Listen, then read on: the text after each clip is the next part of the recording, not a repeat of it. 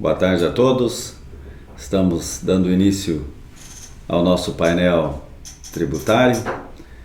Hoje trataremos primeiramente da legislação estadual e depois o colega Reginaldo vai tratar da matéria na esfera federal.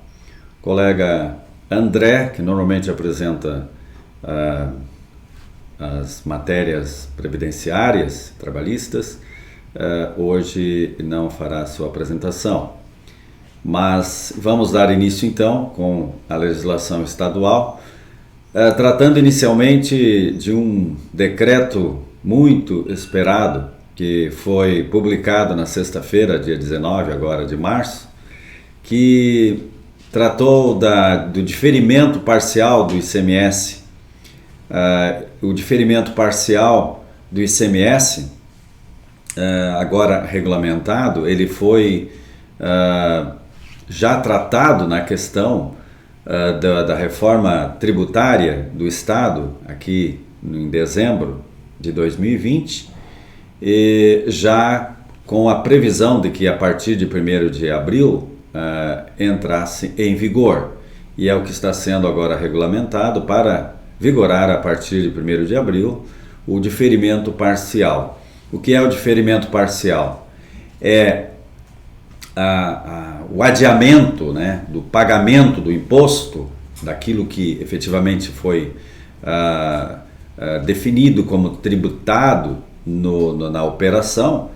Parte do ICMS ele não é cobrado nesta operação que está sendo realizada, e sim na etapa ou etapas posteriores.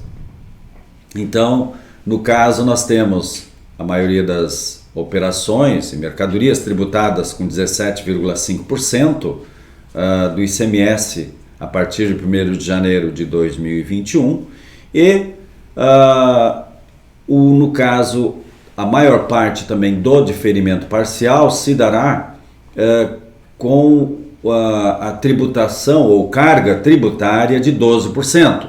Então, este percentual, né, excedente a 12%, que seria o 5,5%, ele não é exigido no momento da saída da mercadoria do estabelecimento e passa, então, para uma etapa futura, no caso, né? Então, por isso que o próprio diferimento ele está dentro do livro 3, que trata da substituição tributária, porque efetivamente é uma das hipóteses de substituição tributária o diferimento do imposto, quando uma empresa ou um contribuinte deixa de pagar o ICMS, destacar o imposto na nota fiscal e efetuar o recolhimento, né, e todas as obrigações que a envolvem, né, e esta responsabilidade é atribuída para um terceiro no futuro, na etapa posterior ou nas etapas posteriores, até que ocorra, então, a tributação final a consumidor. Então, no caso, o diferimento parcial está sendo implementado pelo decreto, ou regulamentado pelo decreto 55.791, tem uma série de alterações vinculadas a esta implementação, desde situações específicas, quando nós temos redução da base de cálculo, nós temos crédito presumido, quando nós temos uma série de outras implicações em outros dispositivos da regulamentação do ICMS. Então, a Lei 8.820, obviamente, né, no seu artigo 31, parágrafo 6º, permite esta implementação de diferimento parcial. E tivemos várias alterações, então, na publicação desse decreto, que implementou, então, nas hipóteses de operações com diferimento do pagamento do imposto, em substituição à obrigatoriedade, né, digamos assim, de pagar o imposto naquele momento, né, então, o imposto fica para uma etapa posterior. Mas a primeira regra que foi digamos assim, implementada neste regulamento, na verdade, trouxe uma questão vinculada à obrigação acessória, né? todo o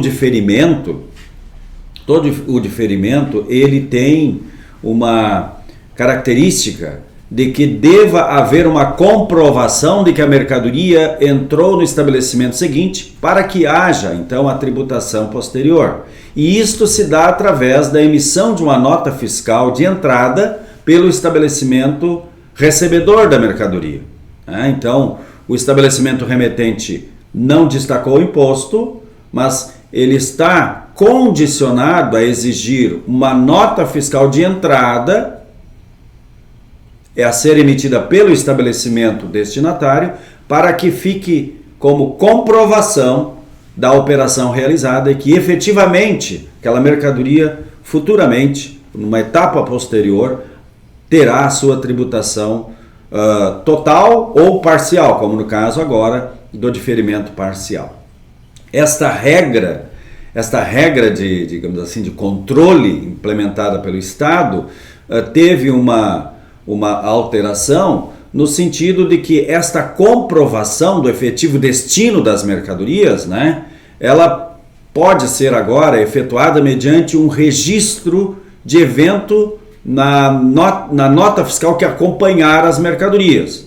Então vai ter um controle, né, um controle através de um registro de evento, né, que dará suporte para esta comprovação. Então, significa que a nota fiscal, digamos assim, ainda poderá ser emitida, mas o registro de evento agora deverá, então, ser implementado, né, naquela nota fiscal que acompanhar a mercadoria até o seu destino final. Ele acrescentou, então, as hipóteses de diferimento. Esse decreto acrescentou, então, do imposto devido que exceda, no caso, o primeiro caso apresentado foi no caso de fabricação de móveis, né, móveis de aço. Então, esse é um diferimento um tanto menor, né, porque é o que exceda 16% do valor da operação nas saídas internas promovidas por centro de distribuição pertencente à empresa industrial das mercadorias relacionadas com destino a estabelecimento industrial fabricante de móveis de aço. Tá? Já para as empresas que vão remeter as mercadorias para estas indústrias, no caso, então o diferimento parcial ele será no que exceda 12% do valor da operação nas saídas internas promovida por estabelecimento industrial das mercadorias relacionadas com destino ao estabelecimento industrial que seja fabricante de móveis de aço. Então, seriam os fornecedores, né, destes estabelecimentos fabricantes de móveis de aço. Depois nós tivemos também a implementação desse diferimento para fins de dar continuidade naquela questão das importações, porque vinculado a toda a reforma tributária que foi implementada a partir de 1º de janeiro de 2021, nós tivemos a questão dos produtos importados. E os produtos importados passaram a ter o diferimento total do imposto no momento do desembaraço aduaneiro. E o diferimento parcial desses mesmos produtos nas etapas subsequentes também teria um reflexo. Então, nesse caso, o diferimento parcial é no que exceda a 4% do valor da operação nas saídas internas destinadas à industrialização ou comercialização promovidas por estabelecimento importador de mercadoria importada do exterior ao abrigo do diferimento do imposto previsto no livro 1, artigo 53, inciso 6º, né? Que ele então tem a sua previsão lá no livro 3, artigo 1º, J, inciso 3º. Então, é um diferimento parcial, né, focado naqueles produtos importados que tiveram o benefício do diferimento lá no desembaraço aduaneiro. Este benefício do diferimento nesse caso, ele não se aplica, assim como na importação também, não se aplica quando o destinatário ele é um optante pelo Simples Nacional, né? Então ele não se aplica essa regra, tem essa exceção. E também não se aplica quando o produto for relacionado na lista CAMEX, aquela que determina, né, que o tributo será integral, no caso, né, até mesmo para fins de declaração da Resolução 13, né, nas operações interestaduais, em que não há a tributação dos 4%, e sim dos 12% ou 7%, conforme o caso. Aquela lista CAMEX que é divulgada exatamente com esta finalidade. Então são as duas situações em que não se aplica este diferimento parcial do valor excedente a 4% do valor da operação nos produtos importados. Simples Nacional e lista CAMEX.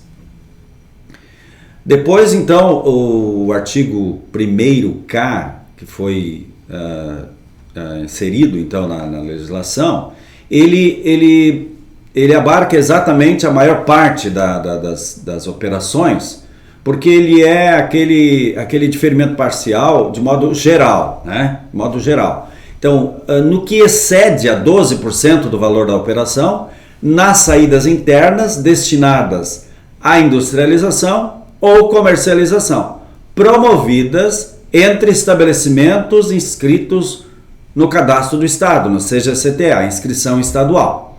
Então, se a mercadoria, obviamente que não está sujeita à subvenção tributária, né?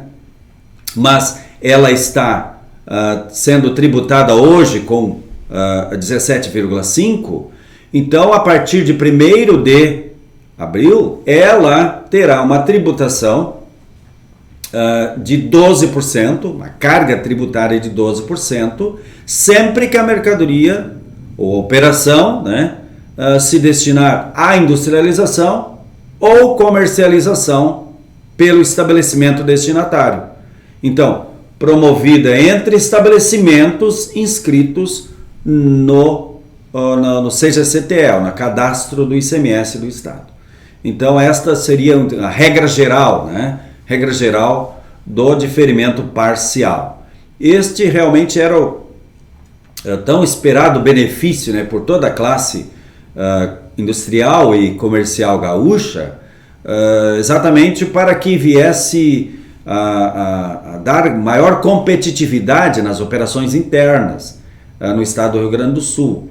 Por quê? Porque a carga tributária, né, com a alíquota normal, que hoje é 17,5%, acaba por dificultar a competitividade, né, ou diminuir, né, a competitividade dos contribuintes gaúchos em relação aos que vêm de outras unidades da federação. Então, agora a alíquota interestadual de 12%, né, não tem mais vantagem em relação às operações internas tributadas a 17,5%. Por quê? Porque a operação interna no Rio Grande do Sul, apesar de que tem uma alíquota de 17,5%, a carga tributária ela cai de 17,5% para 12%, por causa do efeito do diferimento parcial. Esse 5,5% que está sendo, digamos assim, postergado, né, ele será cobrado na saída, em última análise, né, a consumidor final, né? Enquanto for correspondente a uma operação entre contribuintes industriais ou comerciais, né, que comercializam ou industrializam esses produtos, sendo os dois inscritos no Estado como contribuintes do ICMS, a operação será realizada com carga tributária de 12%. Com isto, uma série digamos assim, de incisos, né, de relações, de apêndices do regulamento acabaram sendo afetadas, e muitas delas, ou a maioria delas, que já estavam em vigor, né, amparando diferimentos parciais pontuais, ou seja, produtos destinados, por exemplo, à fabricação de calçados, enfim, produtos de embalagens plásticas, uma série de produtos que já gozavam desse diferimento parcial, agora foram inseridos neste conceito global, né, de que toda a operação interna no Rio Grande do Sul, nas saídas destinadas à industrialização ou comercialização, promovidas por estabelecimentos inscritos no ICMS, então estão ao abrigo do diferimento parcial. Então, todos aqueles benefícios de diferimentos parciais, pontuais para alguns setores, então deixaram de ter a sua importância, por isso foram revogados, né? Então não estão mais em vigor, exatamente porque agora foram abarcados por um benefício de amplitude maior. Tá? Foram feitos então ajustes referente às previsões lá digamos assim, de reduções de base de cálculo, algumas situações específicas também foram afetadas por este novo procedimento, né, em relação ao diferimento parcial. A mesma coisa com alguns créditos presumidos também, nós tivemos, né, ajustes decorrentes da implementação deste diferimento parcial, né, no que exceda a 12% do valor da operação, tendo num caso específico, por exemplo, fabricantes de motoventiladores, de unidades condensadoras e de condensadores de evaporadores frigoríficos nas saídas destas mercadorias, de forma que o benefício somente se aplica às operações em que não houve diferimento parcial no pagamento do imposto devido. Também tivemos a revogação do benefício da exclusão da responsabilidade do pagamento do imposto diferido nas entradas de máquinas e equipamentos destinada a envasar bebidas e alimentos, bem como suas partes, peças e acessórios, em decorrência da revogação dessa hipótese de diferimento parcial, bem como promove esse decreto ajuste técnico no benefício de exclusão da responsabilidade nas saídas com diferimento do pagamento do imposto de cartonados, tampas, canudos, utilizado no envase de bebidas e alimentos líquidos ou pastosos, quando a saída posterior é beneficiada com isenção do imposto. E depois foram promovidos vários ajustes técnicos, né, decorrentes também da implementação deste benefício, né,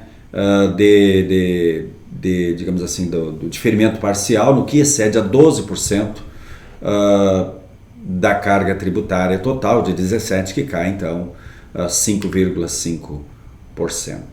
Bom, resumidamente, esse decreto, obviamente que se precisa analisar com muito mais profundidade, né? E cada contribuinte deve verificar as suas particularidades. Como regra geral, todos os produtos tributados normalmente, quando vendidos dentro do Rio Grande do Sul, entre contribuintes destinados à industrialização ou comercialização, está ao abrigo do diferimento parcial, que cai, então, a carga tributária, que reduz a carga tributária de 17,5% para 12%. Mas tem uma série de particularidades. Como foi mencionado, tem situações em que o excedente é 4%, tem situações em que é excedente do 16%, tem uma série de questões vinculadas a base de cálculo reduzida, a crédito presumido, que tem que ser analisado também, casos pontuais, específicos. Tudo está nesse decreto que foi publicado na sexta-feira a respeito do diferimento parcial do imposto. Vamos passar agora para um outro assunto, que é uma alteração que teve vinculada ao convênio 26 agora publicado no dia 15 de março, que ele altera disposições relativas ao convênio 100, que é aquele que trata dos insumos agropecuários, né? Redução da base de cálculo, isenções, enfim. Foi promovida uma reestruturação, podemos dizer, né, em relação a este convênio 100. Tá?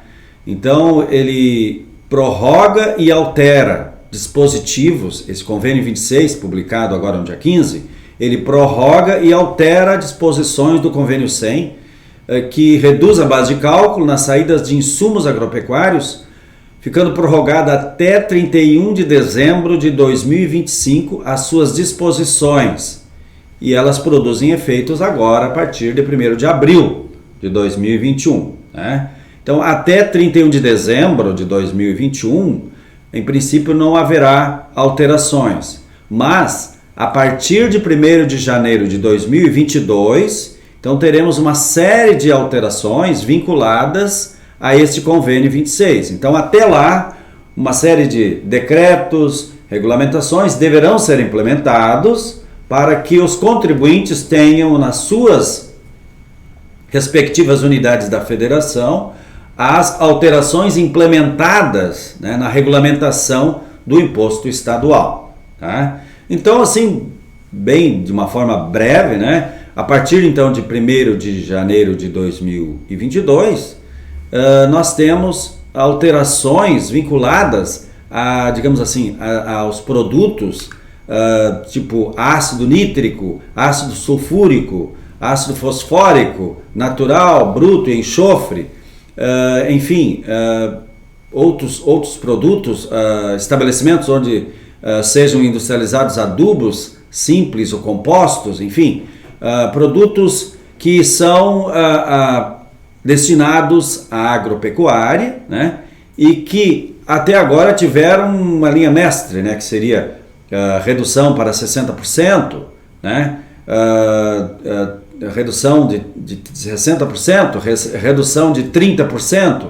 Agora terão várias, digamos assim, vários níveis, né, de reduções em função da implementação de uma alíquota de 4%, conforme o caso, dependendo do período, né? Então, é importante que seja analisado esse convênio já antecipadamente, porque ele tem uma certa complexidade e as empresas que se envolvem com insumos agropecuários é de suma importância que analisem e verifiquem os detalhes que o governo ainda vai publicar, ainda vai implementar como alteração na legislação do ICMS para vigorar a partir de 1º de janeiro de 2022. Então, ficam reduzidas, no caso, a partir de 1º de janeiro de 2022, a base de cálculo do ICMS, de forma que a carga tributária seja equivalente à aplicação do percentual de 4% sobre o valor da operação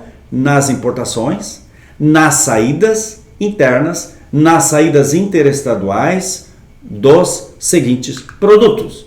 Então, aqueles que eu já mencionei: ácido nítrico, ácido sulfúrico, ácido fosfórico, fosfato natural bruto e enxofre, saídos dos estabelecimentos extratores, fabricantes ou importadores, para estabelecimento onde sejam industrializados adubos, simples ou compostos, fertilizantes, fosfato, bicálcio destinado à alimentação animal, para estabelecimentos produtor agropecuário, quaisquer estabelecimentos com fins exclusivos de armazenagem, outro estabelecimento da mesma empresa, daquela onde você estiver processando a industrialização.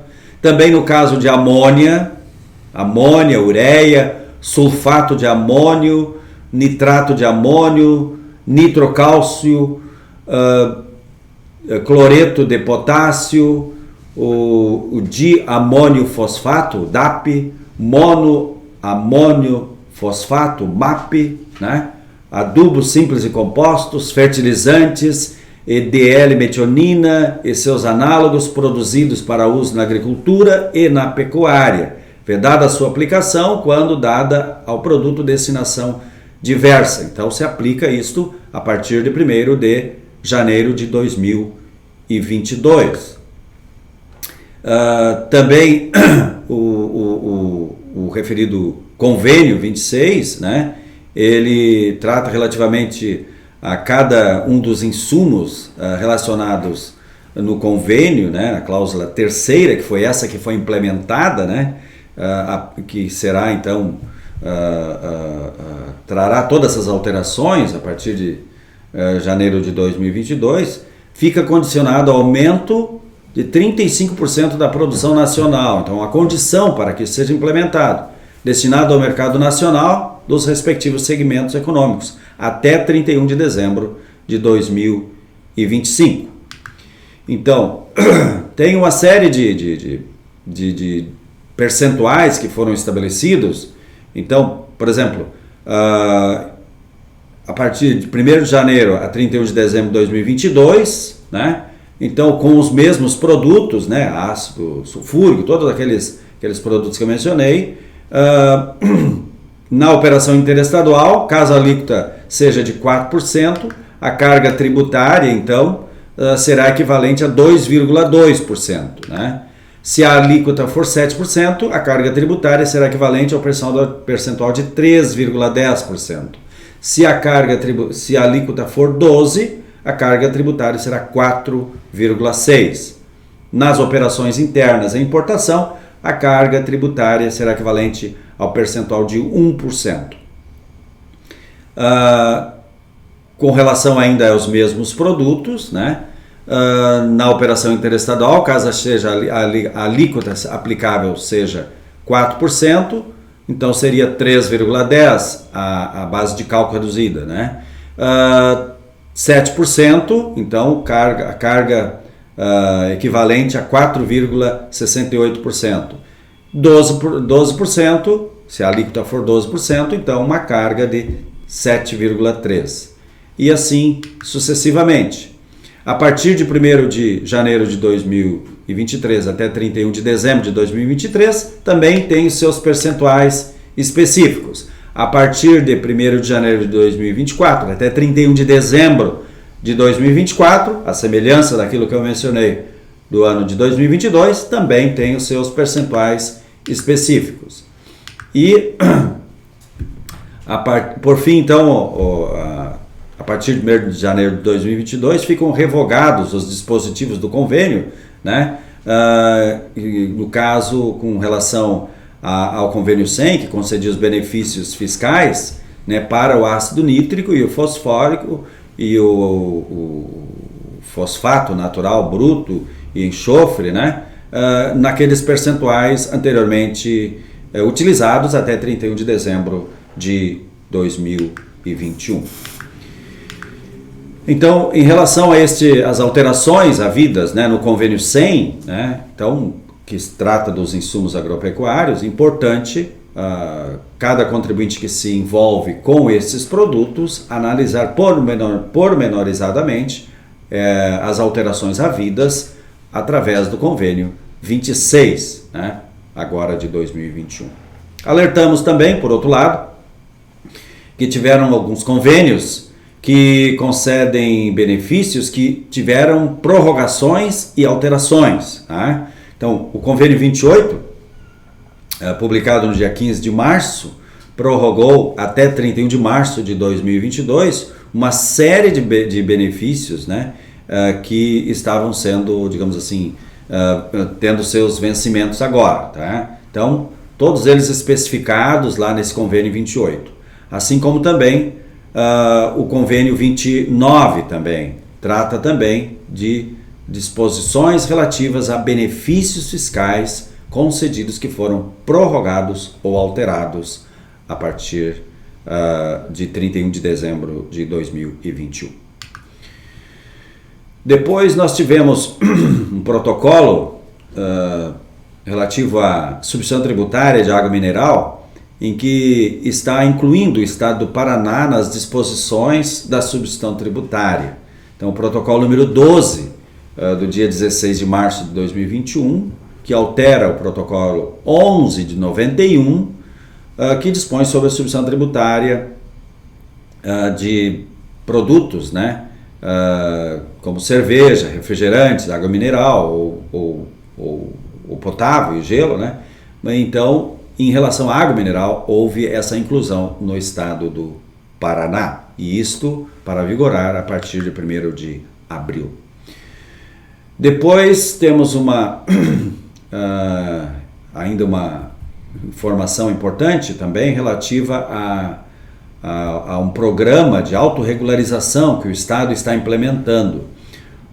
Pelas validações que o Estado tem feito na Secretaria da Fazenda, foram verificadas uma série de situações em que contribuintes têm realizado crédito de ICMS em duplicidade porque a nota fiscal de entrada foi lançada de uma forma duplicada. Então está havendo, por parte do Estado, a possibilidade dos contribuintes que se encontrarem nessa situação, que tem essas divergências, inconsistências, né, vinculadas a notas fiscais duplicadas, né, então que façam uma denúncia espontânea, em outras palavras, né. A autorregularização, na verdade, é uma denúncia espontânea que o contribuinte faz perante o Estado. Então, o Estado está, digamos assim, implementando esta autorregularização e está disponibilizando já pelo sistema ECAC, né, as informações diretamente aos contribuintes que foram, digamos assim, vinculados a esta autorregularização. E esta autorregularização ela será promovida até 30 de abril. Depois tivemos também a publicação de uma notícia no portal da Nota Fiscal Eletrônica, no dia 16 de março, né, relativamente a uma nova versão da Nota Técnica 2020.006, versão 1.2 ou 1.20.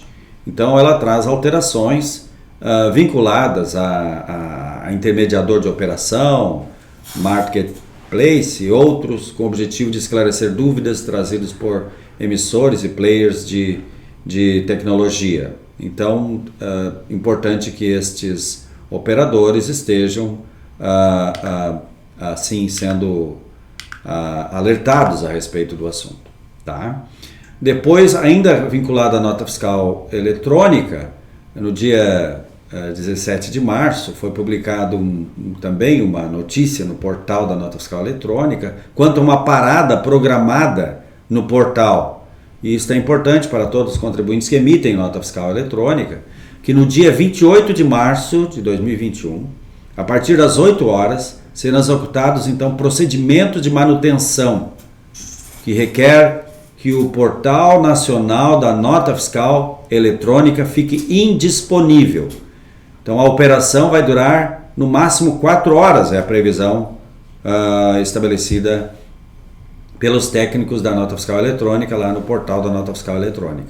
Então dia 28 de março, a partir das 8 horas, por um período de 4 horas mais ou menos, então o portal, né, estará indisponível. Então empresas que precisam emitir notas fiscais relativamente às suas operações neste período devem se programar, né? Então devem estar se organizando para considerar esse período que o portal estará indisponível. E havendo uma emergência, obviamente, tem a situação em que é possível se emitir uma nota fiscal em contingência. Para isso, então, deverão ser observadas as regras próprias a respeito. E por último, então, tivemos também a Instrução Normativa, número 12, publicada no dia 12 de março de 2021, que ela, então, traz a fixação de percentual de carga tributária para o primeiro trimestre de 2021 para as operações com querosene de aviação. Então, empresas como Azul e Gol, né, tem muita importância para elas, e as empresas que vendem a querosene de aviação também têm esta informação publicada através de instrução normativa. Então são estas as informações que eu gostaria de trazer para vocês, e na continuidade o colega Reginaldo vai dar as informações relativas à área federal. Um bom final de tarde para todos e uma boa semana. Muito obrigado.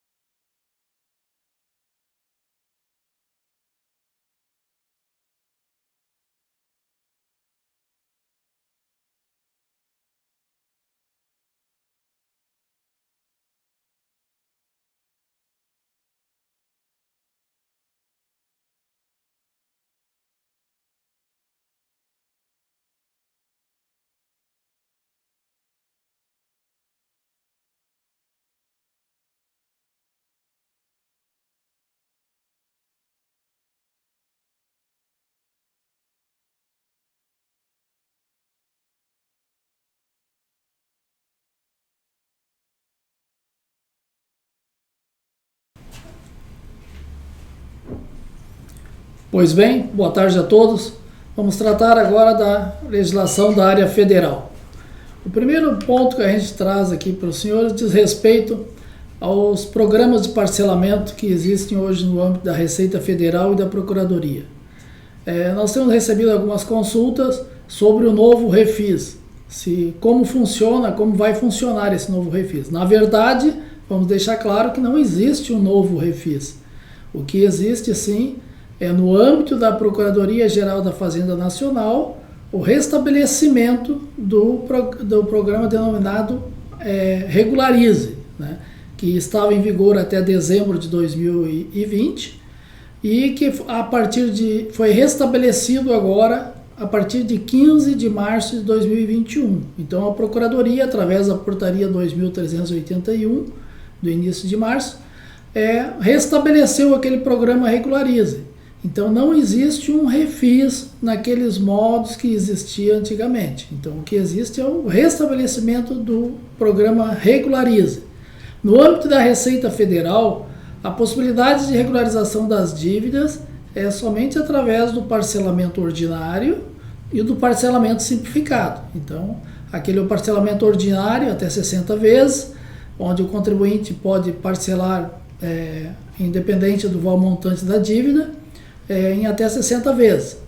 É lógico que nesse caso, no âmbito da Receita Federal, os débitos, uma vez parcelados, não pode haver um novo parcelamento daquele mesma espécie de débitos. E no parcelamento simplificado, é um parcelamento até 5 milhões por espécie, no âmbito da Previdência e no âmbito dos demais débitos. Então, na Receita Federal, continua somente o parcelamento ordinário e o parcelamento simplificado, não tem refis. Agora, no âmbito da Procuradoria, com o restabelecimento do programa Regularize, a Procuradoria-Geral ela possibilita até 30 de setembro que as empresas que tenham débito inscrito em dívida ativa, inclusive os débitos que possam vir a ser inscritos até 31 de agosto, esses débitos podem ser parcelados dentro de uma das modalidades que o Regularize prevê. Então, nós temos ali algumas modalidades. O Regularize, uma das modalidades seria a modalidade de transação, negócio jurídico processual, que era uma portaria de 2018, a 742, onde as empresas que tinham débitos, geralmente são grandes devedores, poderiam apresentar propostas de negociação da dívida junto à Procuradoria e aí fazer dentro de um consenso, haver um acordo para pagamento das dívidas. Essa é uma portaria. Depois, dentro ainda do Regularize, tem também a portaria 9.924 de 2020, que é a transação extraordinária, onde ali as pessoas jurídicas elas podem dar uma entrada de 1% do valor do débito consolidado e parcelar em 3 vezes esse 1%, e o restante pode ser parcelado em até 81 vezes, sem nenhum desconto, é lógico. Essa transação extraordinária ela não se aplica a débitos do Simples nem do MEI. Então, as pessoas jurídicas em geral podem parcelar em até 81 vezes os outros 99%. E se for pessoas físicas ou empresas de pequeno porte e cooperativas e Santa Casa Misericórdia, podem parcelar em até 142 vezes. Então, a transação extraordinária é aquela que não prevê descontos, mas um alargamento no prazo para pagamento das dívidas. Também ainda dentro do Regularize, tem a portaria 18.731 de 2020, que ela prevê a negociação na transação excepcional de débitos do Simples Nacional. Então, todos aqueles débitos que foram gerados pelas empresas enquanto estavam no Simples Nacional, se esses débitos estiverem inscritos em dívida ativa ou se vierem a ser inscritos até 31 de agosto, eles podem ser parcelados também pelas empresas detentoras desses débitos. Nesse caso, existe a previsão de redução de encargos, de multa, juro e o encargo da Procuradoria. Pode ser uma redução de até 100%, só que esta portaria, a exemplo depois da 14.402, nós vamos ver mais adiante, ela prevê uma classificação. Então, o contribuinte que tem débito inscrito na Procuradoria, ele vai se habilitar para esse programa, os débitos do Simples Nacional, e ele vai ter que preencher algumas informações. Ele vai ter que informar qual foi a sua receita do ano 2019, do ano 2020, 2021, qual é a sua número de funcionários, a situação de patrimônios, de bens, e com base nessas informações patrimoniais e econômicas que o contribuinte presta para a Procuradoria vai fazer uma classificação deste contribuinte. E essa classificação ela vai ver se é um crédito que o contribuinte não apresenta nenhum problema econômico, então ele tem condições de pagar, só precisa de prazo, ou se ele é um débito, é um contribuinte que está em difícil situação patrimonial e financeira e que nesse caso o crédito pode ser considerado como de difícil recuperação. Se o contribuinte tiver uma classificação baixa, ele vai ter direito aos descontos. Se a classificação não for baixa, ele não vai ter direito aos descontos. Então esses descontos podem ir até 70%, 100% da multa dos juros do encargo, limitado a 70% do débito. Nesse caso, o parcelamento é uma entrada de 0,334% do débito em 12 vezes e o restante, aplicado os descontos, em até 133 vezes. Então, esse é um parcelamento para os débitos do Simples Nacional. Foram gerados no âmbito da Simples Nacional. Depois, para as demais empresas, nós temos a portaria 14.402 de 2020, que também era transação excepcional, mas para os demais débitos, previdenciários e não previdenciários. Aí entra todas as pessoas jurídicas, inclusive aquelas em recuperação judicial. Nesse caso, esta portaria 14.402, ela também prevê uma classificação da situação dos contribuintes. Então, o contribuinte vai prestar as mesmas informações que eu falei antes ali no caso das empresas do Simples, vai ter que prestar receita de 2019, número de empregados, receita de 2020, número de empregados, 2021 até o mês anterior. E nesse caso a Procuradoria vai processar a situação do contribuinte e vai fazer uma classificação. Se o contribuinte estiver numa classificação baixa, de péssima condição econômica e financeira, ele vai ter o direito de liquidar os seus débitos com redução de 100%, até 100% da multa dos juros e do encargo da Procuradoria, limitado a 70% do débito. Então, ele pode reduzir até 70% do débito, ou 50%. Os 70% seria para, no caso, débitos de pessoas físicas, empresas de pequeno porte, microempresas e as santas casas. Então, essas podem reduzir até 70% do débito. As demais pessoas jurídicas, a redução fica limitada a 50% do débito. Então, o contribuinte pode reduzir 100% da multa, do juro do encargo, limitado a 50% do débito total. Nesse caso, da portaria 14.402, a entrada também é de 0,334% do montante do débito e o saldo com as reduções em 133 vezes se for pessoa física, empresa de pequeno porte, microempresa e das santas casas, ou 72 vezes no caso de pessoa jurídica em recuperação em liquidação judicial, 108 vezes pessoa jurídica em recuperação judicial, IRJ, ou 72 vezes para as demais pessoas jurídicas. Então, a redução, além da redução, tem um alargamento do prazo. É lógico que nesse da portaria 14.402 não entra os débitos do Simples, porque como nós vimos anteriormente, já tem uma portaria específica para esses débitos. Ainda dentro da Procuradoria, dos débitos que estão inscritos na Procuradoria, tem também o edital número 16/2020, que é a transação do contencioso tributário de pequeno valor. Então, o contencioso tributário de pequeno valor é aqueles débitos de até 60 salários mínimos, e desde que débitos para empresas, pessoas jurídicas e físicas, e aqui seria só para as empresas de pequeno porte, microempresas e pessoas físicas. Então, esses débitos até 60 salários mínimos, eles podem ser liquidados com redução que vai de 30% até 50%, dependendo do prazo. Então, se pagar em até 7 meses, a redução pode ser de 50%. Se pagar em até 36 meses, a redução é de 40%. E se pagar até 55 meses, a redução cai para 30%. Não entra nesse débito de contencioso de pequeno valor, débito do Fundo de Garantia, nem do Simples Nacional. E ainda dentro das negociações dos débitos no âmbito da Procuradoria Geral da Fazenda Nacional, tem também a transação excepcional para débitos originários de operações de crédito rural e de dívidas contraídas na reforma agrária e no empréstimo 4.147-BR.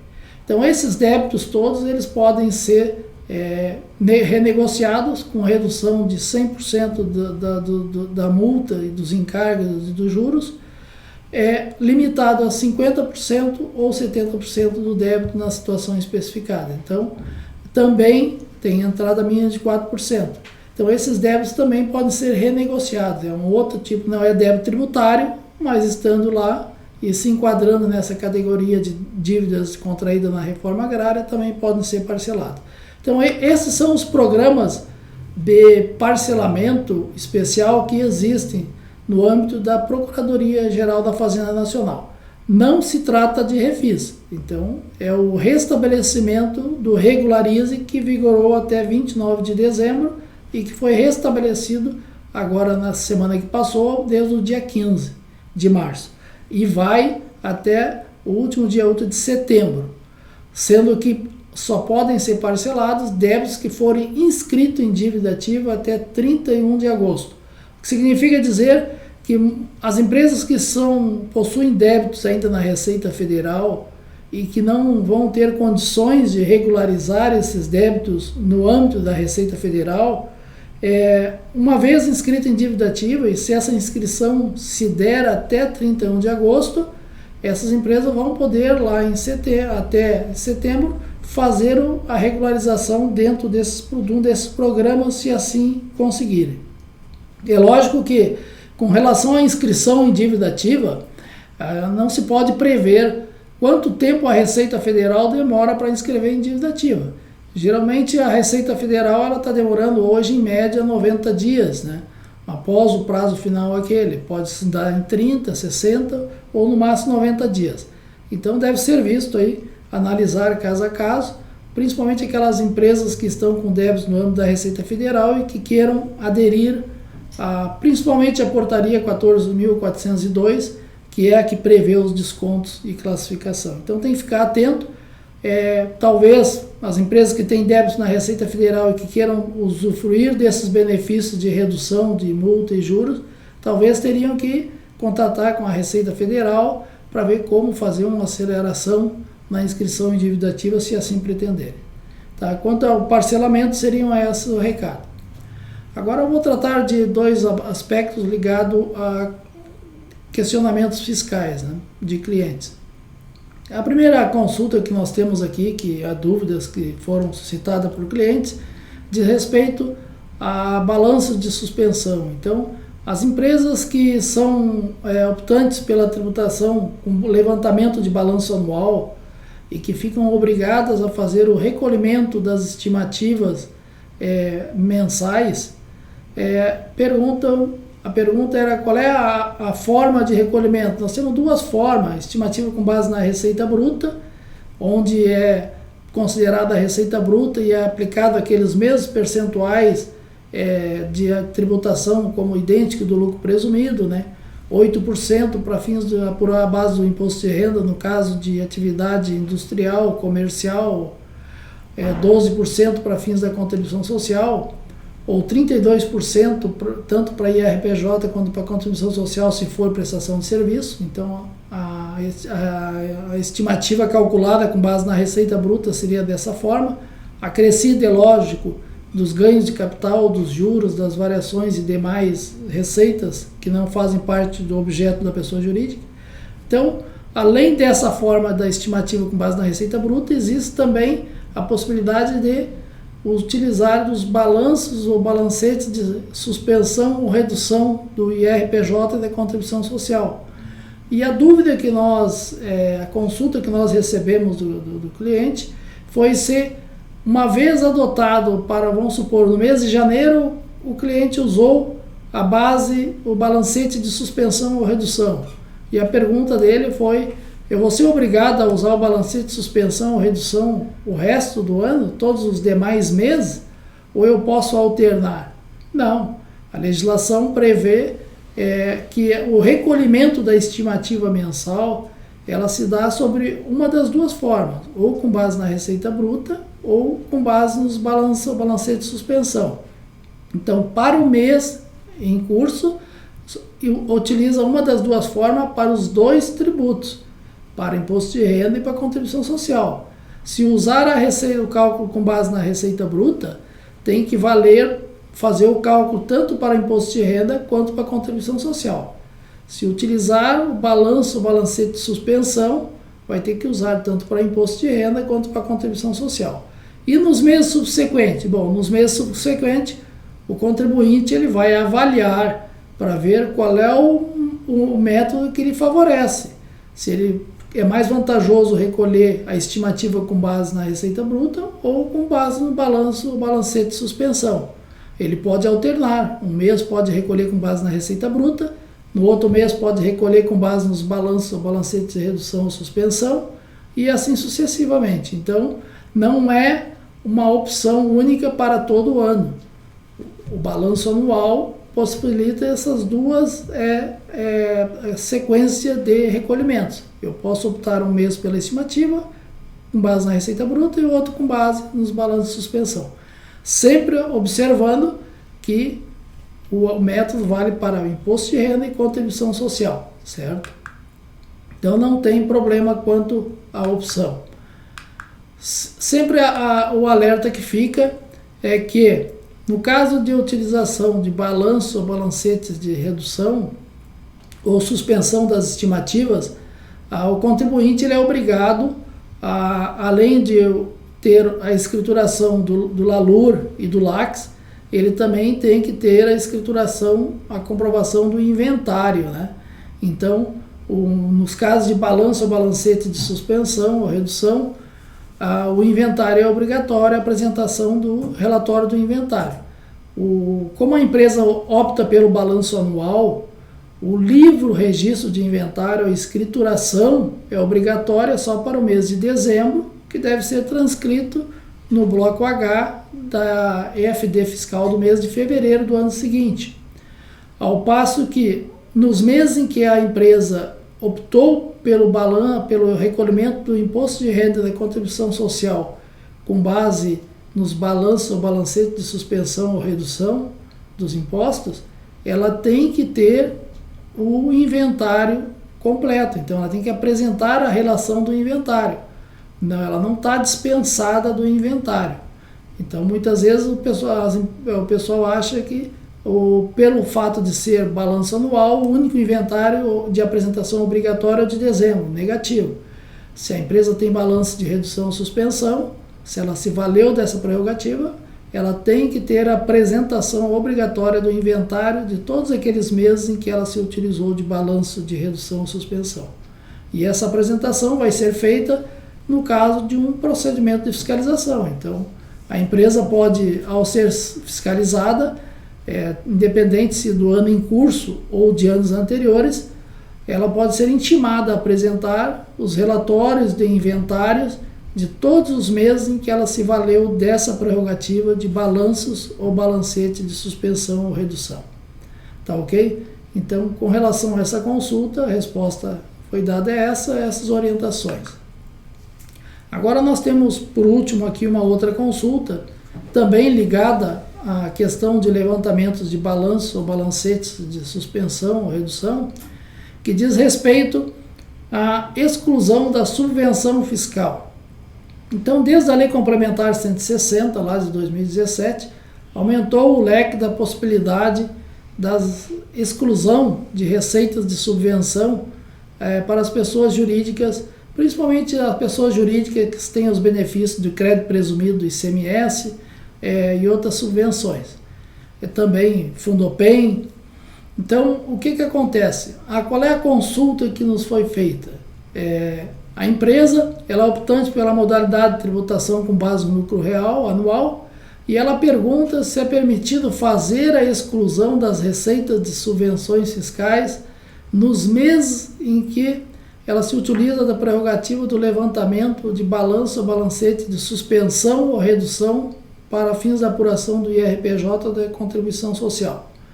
Ou se essa exclusão só pode ser feita no final do ano, quando encerra o exercício. Então, na verdade, a resposta é sim. Uma vez optado pelo balanço anual e a empresa fazendo uso dos balanços ou balancete de suspensão para fins do recolhimento do IRPJ da contribuição social entre os meses de janeiro a novembro, naqueles meses em que ela se utilizou dessa prerrogativa, ela vai, ao apurar o lucro real e a base de cálculo da contribuição social, ela vai ter que fazer todos os ajustes ao lucro contábil para apurar o lucro real e a contribuição social. E dentre esses ajustes está também a exclusão das subvenções para investimento, se houver. Então, essa exclusão, no caso das empresas com balanço anual, ela não é só no balanço de dezembro. Ela pode sim ser feita ela deve ser feita nos balancetes de suspensão ou redução também, nos meses em que assim optou. Porque senão vai haver uma distorção, né? Vamos imaginar uma empresa que ela tenha um lucro por mês aí de 500 mil reais, mas que dentro desse lucro está uma receita de subvenção de 400 mil. Não é possível imaginar que ela só vai ter direito de excluir a receita de subvenção em dezembro e vai ter que pagar imposto de renda um valor maior de janeiro até novembro. Não.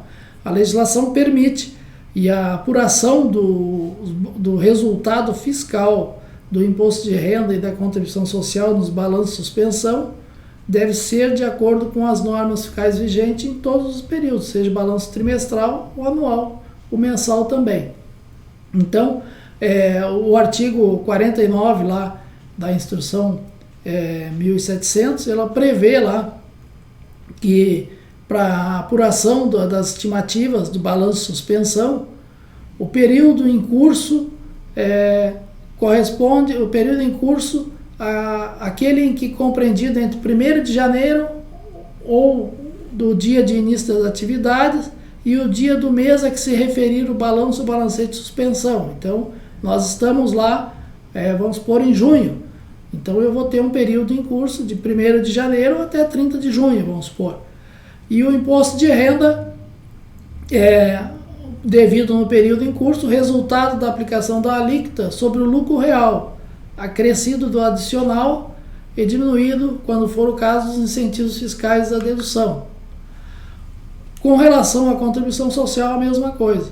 E lá tem um parágrafo primeiro que diz: o lucro líquido do período em curso deverá ser ajustado por todas as adições determinadas e exclusões e compensações admitidas pela legislação do imposto de renda. Então, parágrafo primeiro do artigo 49 da instrução 1700 deixa bem claro que a apuração do lucro real e da base de cálculo da contribuição social nos balanços de suspensão ou redução, o contribuinte deve fazer todos os ajustes fiscais previstos na legislação, tal como se ele estivesse apurando um balanço trimestral ou em dezembro, inclusive os ajustes de exclusão das subvenções para investimento, que não deixa de ser uma das exclusões previstas. Assim como também, além de exclusão, a subvenção pode ser uma adição, né? Não vamos esquecer que as empresas que são detentoras de benefícios fiscais de subvenção para investimento, uma vez feita a exclusão dessa subvenção, ela tem a obrigação de transferir a subvenção para uma reserva específica no patrimônio líquido, e se por um acaso a empresa fizer uso dessa reserva, seja distribuição aos sócios ou destinação que não seja para aumento de capital ou compensação de prejuízo, ela está obrigada a oferecer a tributação a reserva utilizada no mês. Então, se a empresa vier a fazer uso da reserva para alguma destinação que não aumento de capital ou que não seja para compensação do prejuízo, ela deverá oferecer a tributação no mês em que der essa destinação diversa. Então pode também se transformar numa adição. Então, em suma, a resposta é: a exclusão das subvenções para investimento deve ser feita inclusive nos balanços de suspensão ou redução da base de cálculo do IRPJ e da contribuição social. Então, com relação à parte da legislação federal, o recado que a gente gostaria de transmitir aos senhores seria esse. Deixamos aqui em aberto o tempo para consultas e desde já desejamos um bom final de tarde e uma ótima semana para todos. Um abraço e até a próxima live.